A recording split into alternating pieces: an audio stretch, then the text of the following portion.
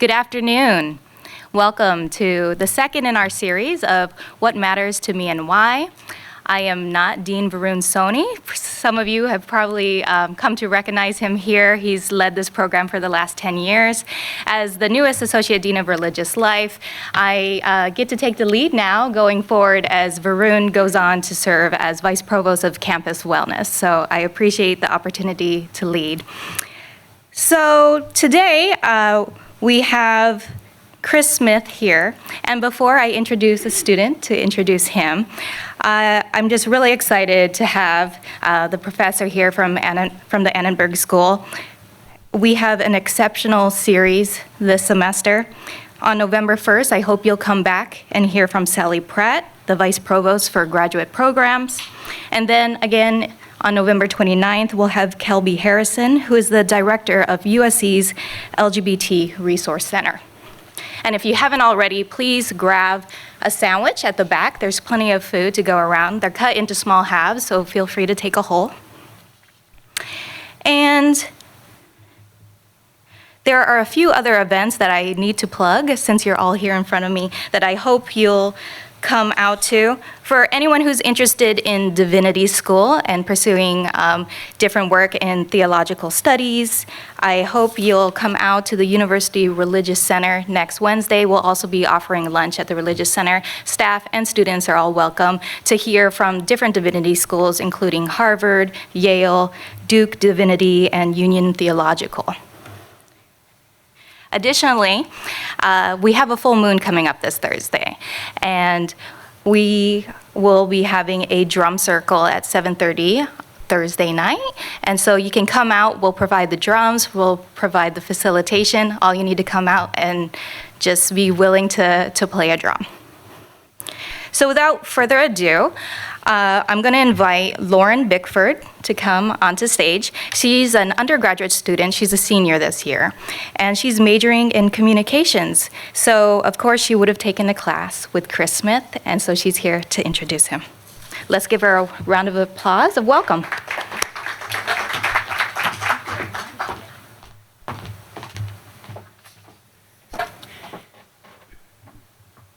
All right, hello everybody. How are you guys doing this Wednesday? Great. So my name is Lauren Bickford, and I'm a student at USC. I'm a senior. I study communication, and I have a minor in the Marshall School of Business and Business Administration. And I've had the pleasure of knowing your speaker today, as he is my professor, my advisor, my mentor, but most importantly, my friend. If you Googled Chris Smith, you'd know that he's a professor of communication at the Annenberg School for Communication and Journalism. You'd also know that he's the founder and co-director of the Media Economics and Entrepreneurship program within Annenberg. And M2E's goal is to equip students with an understanding of the changing media landscape, to build economic literacy, and to introduce students to entrepreneurship. But what you may not know is that Chris is a true pioneer within Annenberg. He has a pulse on what's happening in the TV and digital landscapes. He has a deep understanding of what's happening in the technology sector and the business world, and brings all of these things into his classroom. Chris Smith and I first met during an Annenberg Maymester to San Francisco.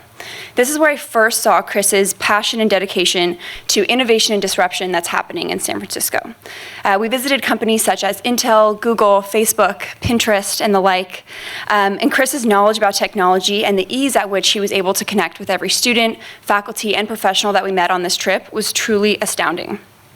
Chris was unlike any professor I knew.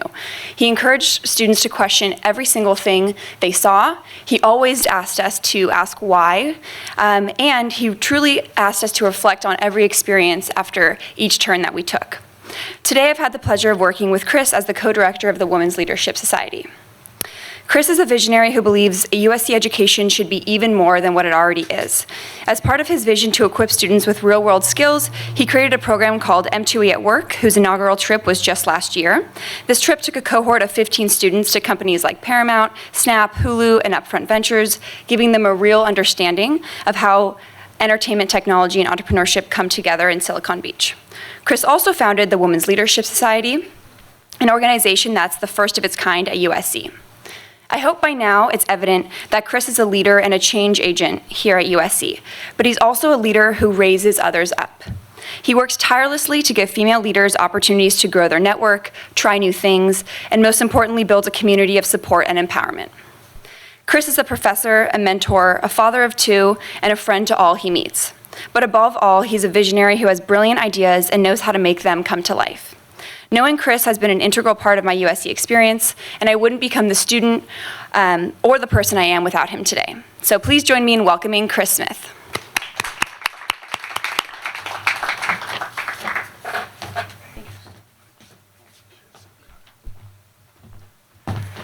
Good afternoon, everyone.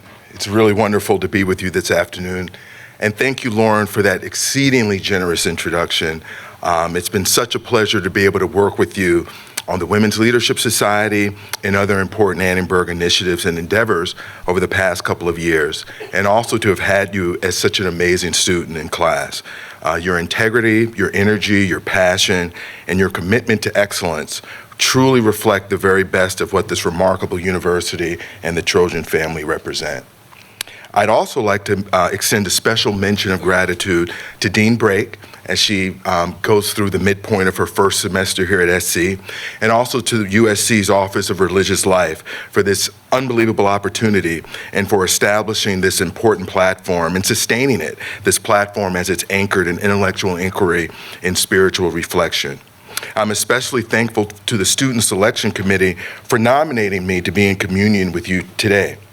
I was honored to receive the committee's invitation to speak and join the impressive roster of colleagues who have previously weighed in on the question of what matters to me and why. Many of those who have participated in this series are fellow Annenberg School faculty members and leading lights in our field. All of the previous speakers are phenomenal scholars, intellectuals, administrators, and practitioners whom I've admired and respected for a very long time. So being here today is a precious gift and one for which I'm exceedingly grateful. I also want to extend a heartfelt thank you to my wife and children who provide a steady source of support. I have a brilliant, brilliant, and loving wife with whom I've been happily married for the past 2 decades. And even though she's a Stanford Cardinal alumnus, as is her father, it hasn't proven to be a deal breaker for this proud SC Trojan professor.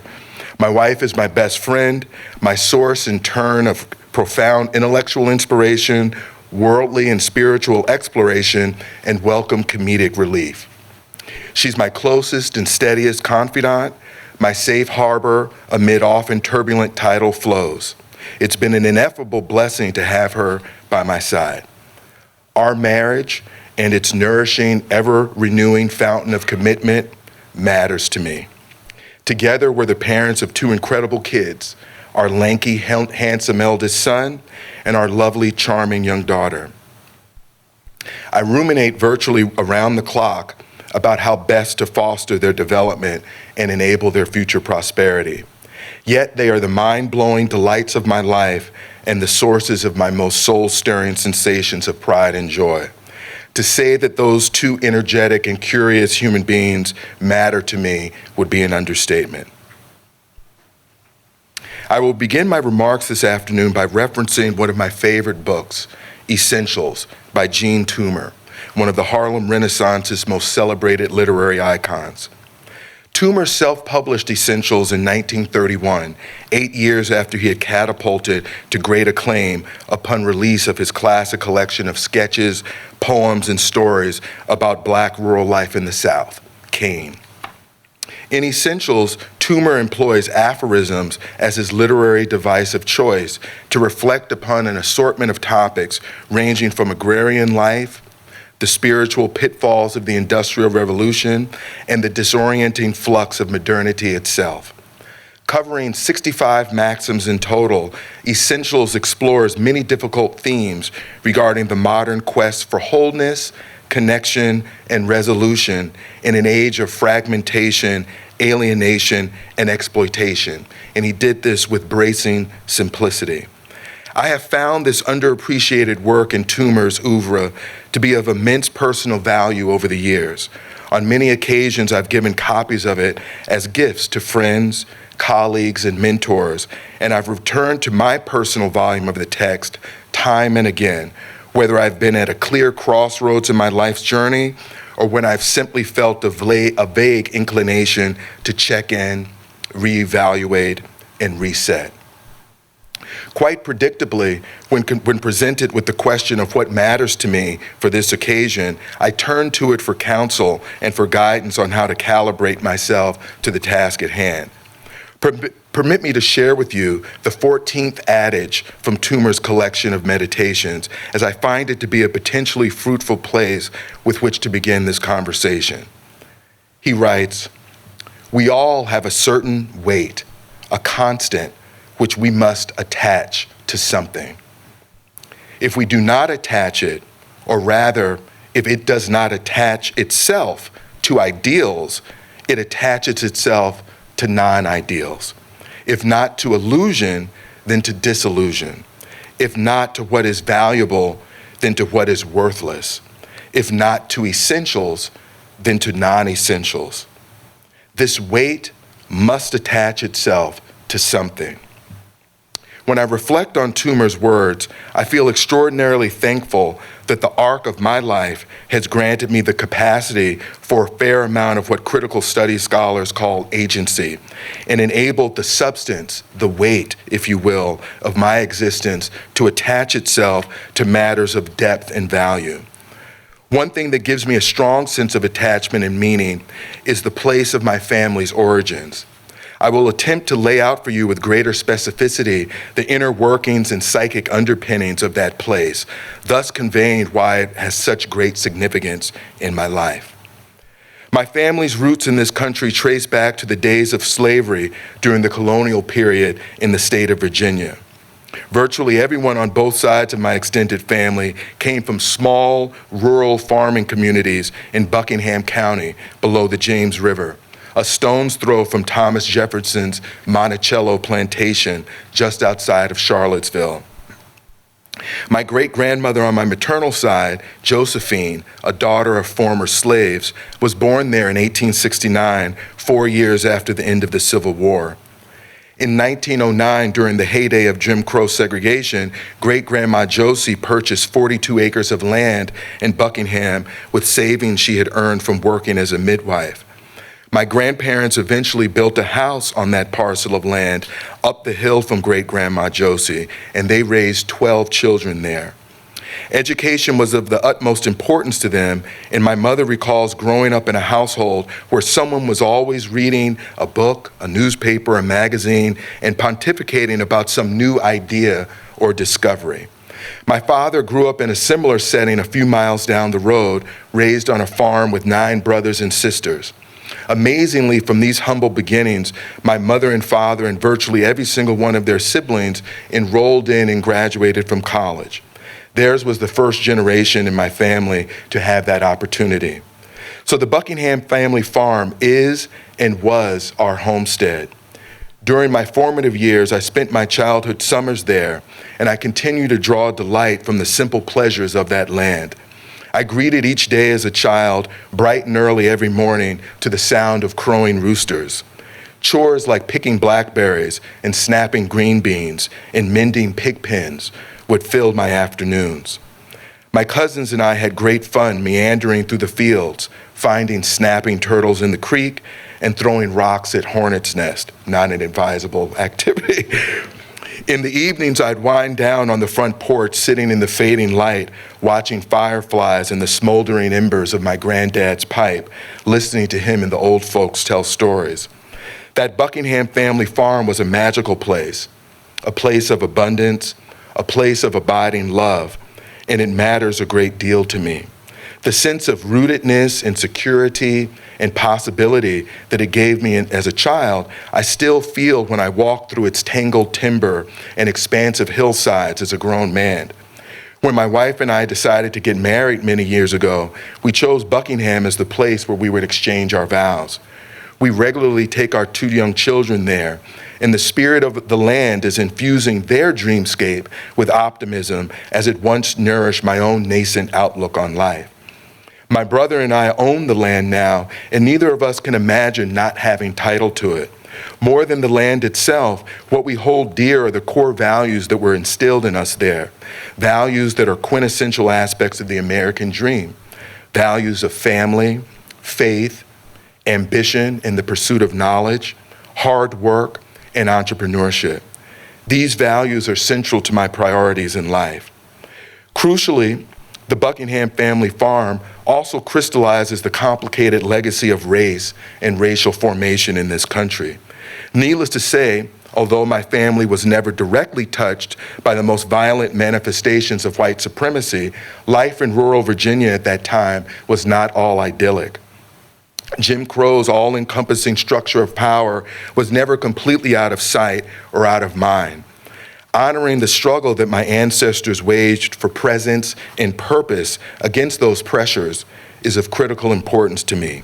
My teaching and my research here at USC is inherently inspired by those prototypical Black strivers, and I dedicate myself to enabling my students to have a nuanced appreciation for the role of race in American history, American culture, and in our economic and social structures. The places where all of us are from matter, and the underpinnings of the place I am from, with all its beauty and complexity, shaped my values and my purpose. And it's toward that purpose I now turn by describing the pursuit of knowledge in the American dream. In the late 1960s, my parents left Virginia to pursue economic opportunity in the North. They had left their family farms, and like all great American dreamers, they were beginning to expand and move outward. As they began to venture further afield from their place of origin, they did so with tremendous drive, ambition, and a clear sense of purpose. This forward momentum certainly stemmed from the kinetic energy of the burgeoning civil rights movement, but it also undoubtedly related to the generational surge in optimism characteristic of American life at that time more broadly. America was pursuing big ideas and putting plans in place for major pursuits, from ending poverty to landing a man on the moon. I recall a photograph in my parents' living room of them in their college days, dressed up at a formal affair, posing in front of a diorama of a rocket launch with a banner proclaiming the arrival of the space age hanging in the background. If you have seen the recent 20th Century Fox film, Hidden Figures, you can get a sense of the spirit of mission that the country, for all of its many problems and latent tensions, was experiencing at that time.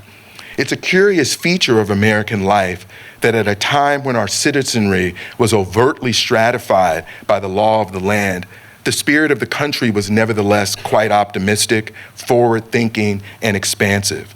The billionaire entrepreneur Peter Thiel, the economist Tyler Cowen, and a host of other critical voices have noted this and lamented the sense that contemporary America has lost the thread of this expansive legacy. Whatever our thoughts might be about these contentions, and perhaps we can discuss them during Q&A, the point I want to make is that the place from which my family came and the community that informed them there gave them a tremendous wellspring of confidence from which to draw. With their bachelor degrees in hand by the late 60s, my parents moved to New Jersey, and my father founded a successful contracting business that financed me and my brother's private school and college educations. Where the pursuit of knowledge is concerned, my educational alma maters, the Montclair Kimberly Academy Prep School, where I went from first grade through high school, the University of Chicago, where I went as an undergraduate, and the University of Wisconsin-Madison, where I completed my PhD, are all institutions that molded me in powerful and lasting ways. My teachers and professors during my school years sparked my intellectual curiosity, instilled a respect for goal setting and hard work, and put in place a flexible approach to solving problems and resolving ethical dilemmas that complemented and reinforced what I was learning at home and in my community. At each of these educational institutions, I had an ample opportunity to build upon the rock-solid foundation of my family's Buckingham beginnings, stretch beyond my comfort zone, and begin acclimating to serving in positions of leadership. It's also important for me to acknowledge how each of these educational settings provided me with a sound model for how elite institutions that are steeped in tradition can evolve with changing times and inculcate a spirit of inclusion, of respect for social and cultural differences. No institution is perfect in this regard, but looking back, I feel good about how each of my alma maters responded to greater awareness of the post-civil rights era's multicultural reality. It was an interesting experience growing up in the 1970s and 80s as a working-class black kid with rural Southern roots who moved to North to a predominantly black neighborhood while attending a predominantly white prep school that was endowed with significant economic and social capital reserves. It would be naive to suggest that any single institution can ameliorate all of the ideological fault lines brought to bear by this wide gulf of lived experience. However, quite crucially, the majority of the faculty and administrators that I encountered along my journey demonstrated commendable leadership where cultural sensitivity is concerned, and put forward a curriculum and set of experiences that respected various points of view and fostered meaningful debate and productive disagreement. I benefited tremendously from this approach to scholarship and dedication to the hallmarks of good citizenship. These experiences undoubtedly influenced my path toward a career in higher education. As a student, I was always encouraged to be my best self and pursue whatever dreams my heart desired. Overall, the knowledge that I gained in school, the cultural competencies to which I was amply exposed, and the densely connected social networks within which I became embedded, all laid a cornerstone of self-belief and optimism that I've leaned upon and leveraged at every stage of my adult life. Every day I try to encourage that same sort of optimism and expansive outlook in my students. All of this abundance was ushered into my life by my father's own expansive disposition as a knowledge-seeking Renaissance man and his decision to pursue an entrepreneurial path. My father's brothers were entrepreneurial as well, and their penchant for enterprise definitely made an impression on me. My father and his brothers started their ventures in the early days of the creative destruction ushered in by Moore's Law and the IT revolution. Moore's Law is named after Gordon Moore, co-founder of Intel, who wrote a paper in 1965 in which he made the observation that the number of transistors per square inch on integrated circuits had doubled every year since their invention. Moore's Law predicted that trend would continue into the foreseeable future. The efficacy of Moore's observations have endured over the past half century and unleashed successive waves of creative destruction, not only across our economy, but also our social fabric. When my parents arrived in the industrial corridor near Newark, New Jersey, the disruptive force of Moore's Law was already being felt via a host of factory closings and disinvestment. The ripple effects of these changes were borne out in the riots that erupted in Newark in 1967, the year of my birth. In fact, that long, hot summer during the riots was the first time I was dispatched to Buckingham for stewardship and safekeeping. Looking back, I find it altogether remarkable that at a time when many doors were closing, my father was able to identify opportunity, marshal his dreams for a better future, and strike out as a small business owner. The courage of his conviction, which he brought with him from Buckingham, served him well, and he prospered against long odds. Because of all that he and his brothers accomplished, my family has always been predisposed to root for the underdog and to have a sense of fairness and social justice. To us, to me, entrepreneurship and inclusion matter. I was taught this throughout my life, and I aim to bring that same spirit of resilience, belief, and industriousness to the students I work with in the Annenberg Program for Media Economics and Entrepreneurship that I co-direct with my journalism faculty colleague, Gabe Kahn. All of the students in our program are preparing for a post-Moore's Law world where a new generation of microprocessors, empowered by artificial intelligence, holds out the promise of a radical new future that we are yet barely able to contemplate. As my students prepare for careers at the intersection of technology, media, and entertainment, one of my guiding principles is to instill in them the capacity for dreaming big dreams that my father and his brother had, the spirit of definite optimism that led America to believe in the 1960s that it could conquer a deeply entrenched and systematic problem like poverty. and the burning desire to foster a more inclusive economy, which drove my dad to lean in against long odds, inspired me to found the Women's Leadership Society, where I get to work with amazing young pathfinders like Lauren Bickford. Touching the lives of emerging leaders like her and serving as a mentor for my students, both personally and professionally, has been my greatest source of career satisfaction. Ours is an era defined by the uneven years of recovery since the onset of the Great Recession. It is a time when structural inequities of gender and race in private industry and visceral opposition to policy initiatives to redress those concerns are once again front-page news. At a moment like this, it is enormously gratifying to me to devote my time and energy in growing WLS as a platform where young women can be affirmed, find their voice, and prepare to put those voices to use in the prophetic summoning forth of a better, more just society. That sense of purpose I turn my attention to each and every day and do my best to attend to with clear vision and great resolve. And I couldn't think of a better place to do what I do than here at USC. As you all know so well, our campus is a very energized and energizing place to work. Everything here is geared towards the discovery of new knowledge and the elevation of best practices. Year in and year out, I get to collaborate with phenomenally talented and ambitious students, world-class faculty colleagues, innovative external partners from the private sector, and the enthusiastic alumni who constitute the Trojan family. It's been an amazing place to be. And there couldn't be a better position from which to study media and the production of culture. The media business, just like about every other aspect of industry and society, is going through enormous change as we enter the post-Moore's Law age.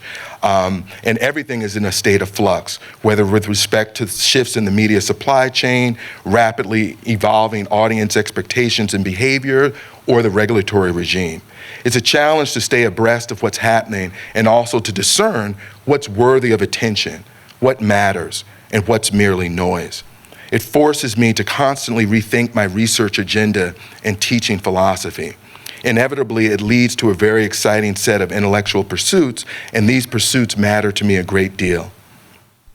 And as I prepare to come to a close, I must admit that for all of these relatively lofty proclamations I've shared with you today, in the background of all of this is my love for USC football.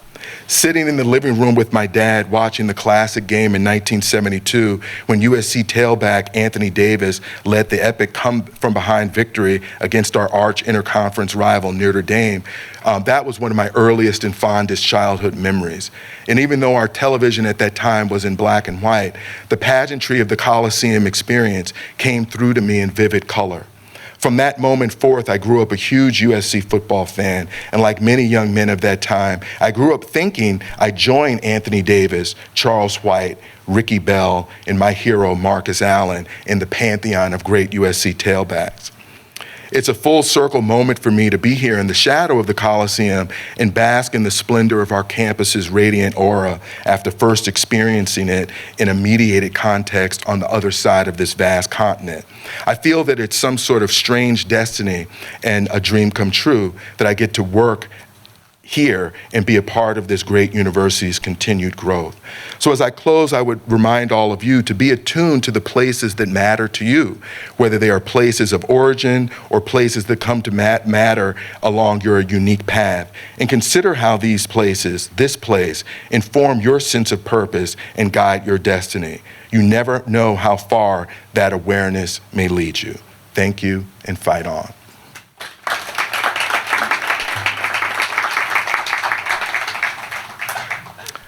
So any responses, questions, thoughts, ideas, curiosities? Gabe? I just have a question about you were born in New Jersey.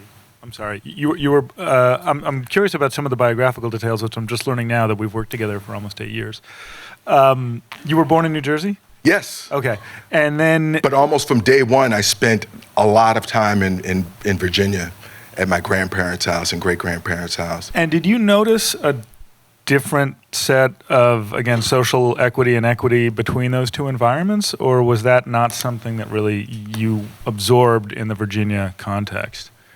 In the Virginia context, things were a lot flatter in terms of social hierarchy, like it tends to be in many rural communities. You don't get a stark, clear dichotomy between haves and have-nots like you do in the urban context. So growing up in New Jersey, you definitely saw far more differences between the industrial corridor going through, the areas around New York City than you did out in the verdant, leafy suburbs of the West. And by the time my parents arrived in northern New Jersey, white flight was in full motion. I mean, and really the riots of '67, the year when I was born, it really kind of took white flight into kind of like an inexorable overdrive. And, Philip Roth and a host of great, authors of fiction have written about that and written memoirs about that. So I would say that, even in my young years, I was probably more aware of social economic distances and gaps, where my parents ultimately came to reside than I did when I would go down south. When I would go down south, it was much more, particularly since we lived on a fairly large parcel of land, you really never, and everyone else did too, you never really noticed great discrepancies that much. Thank you. Mm-hmm. Any other thoughts or curiosities? Yes. Well, I guess just following up on that, I'm not sure when you arrived on the West Coast. I'm sorry. Following up on that, I'm not quite sure when you arrived on the West Coast. I am from the Northeast and moved to the West in my 20s. I'm wondering what differences you see in particularly race relations between the East Coast part of the United States and the West Coast part, in particular where we are now, Southern California. Yes, I think that's a great question. I think that in the East, there's a certain amount of hard-bitten realism about race and racial stratification. I think like the young boy I was at 5 years old watching the SC Notre Dame game in 1972, the ambiance of Southern California is quite utopian.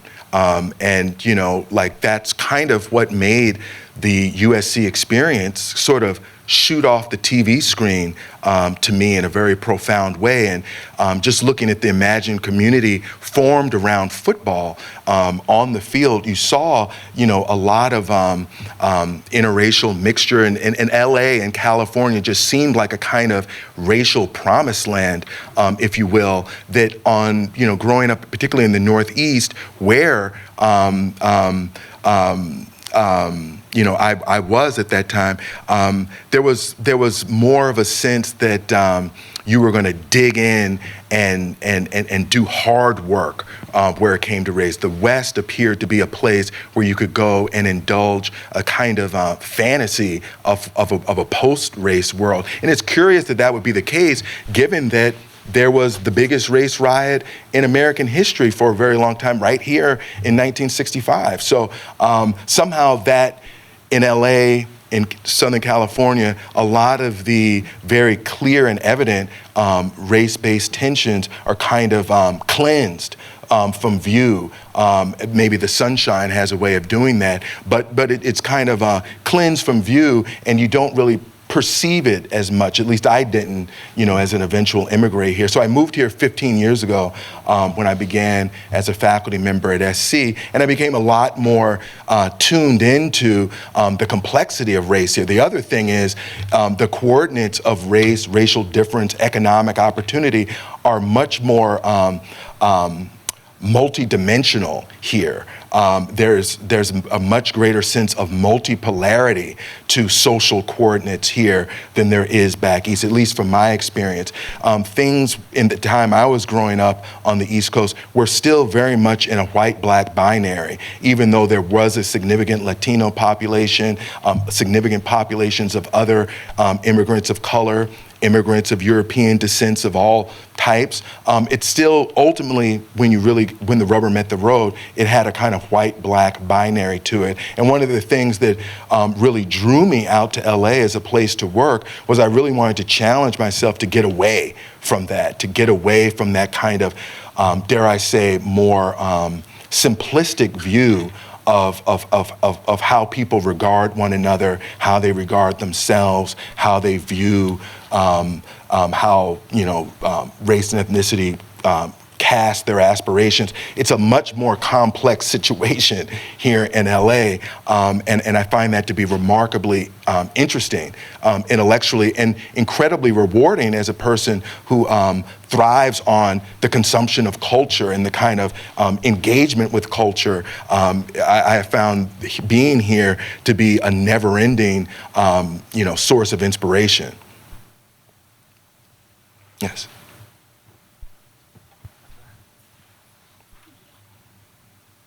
Thank you so much for the amazing talk. That was really inspiring.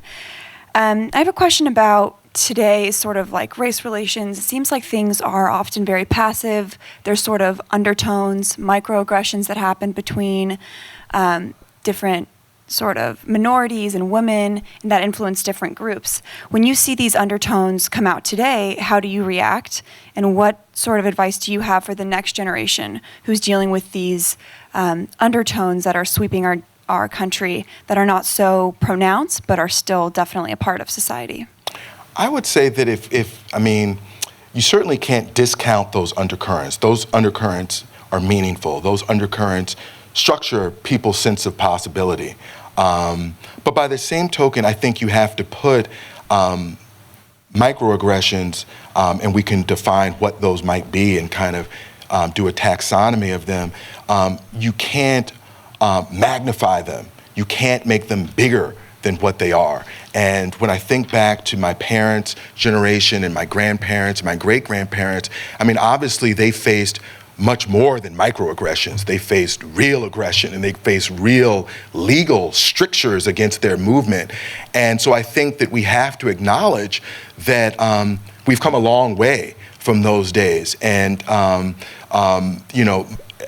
in a lot of respects, I hope that one thing that was conveyed in my talk is that if you think about what you want to achieve above and beyond the obstacles you face, it can help you move further along.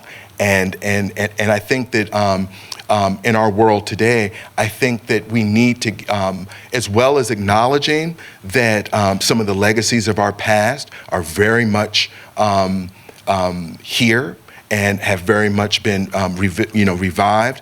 By the same token, I think that in a lot of respects, this is a wonderful time to move forward and make advances and hopefully get back, while taking account for the complexities that lead to microaggression and the misunderstandings that lead to those, get back to big projects and big ideas that we can share in and move toward, and encourage more up-and-coming people of all persuasions to join in with one another to get those big things done. On a lot of levels, microaggressions will never go away. That's a fact, I think, and will be a fact of human existence until the machines do take over. And then we'll see what the machines do when they have their crack at things. But in the meantime, I think that human beings are going to have a proclivity to make snap judgments about one another, to have misunderstanding, to have miscommunication, to have,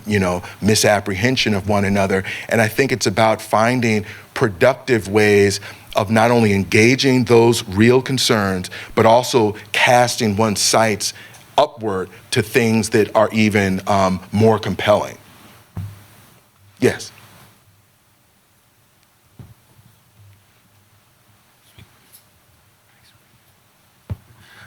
Yes, you obviously mentioned earlier in your speech about your black and white TV in the 70s.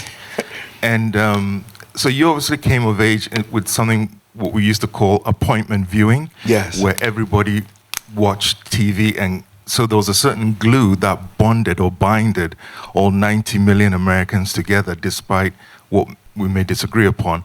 But in today's world, given all the fragmentation, and it continues to fragment, how do you think that's going to affect society in general if the fragmentation continues deeper, whether it's race or politics or sports or film or entertainment, whereby there's nothing that really binds 320 million people from one country together in some sense?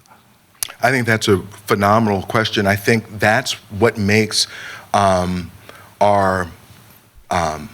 voices that emanate from the corridors of our legislative ranks even more important as an agenda-setting function and as a way of kind of priming the production of news and sort of providing us a sense of stability and measuredness and a sense of focus on what are the important goals we should be striving for. I think, quite honestly, I think that is people who have the ability to speak on behalf of collectives need to step up and elevate their discourse so as to, across all these fragmented channels of knowledge dissemination and discourse dissemination, we at least get engaged debate over what's important, and we at least get people taking one another's positions seriously and dealing with them in a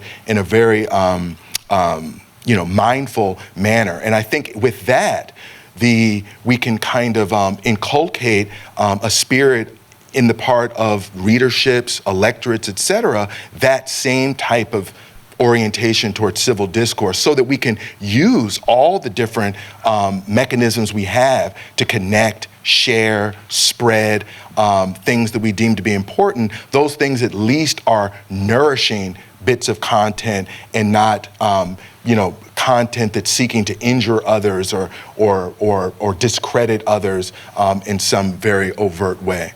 So in the near term, I think the best we can do is to try to elevate the tone of our political discourse and elevate the tone of our civil discourse.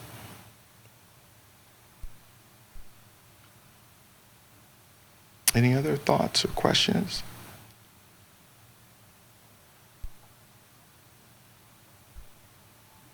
Okay, well, thank you very much.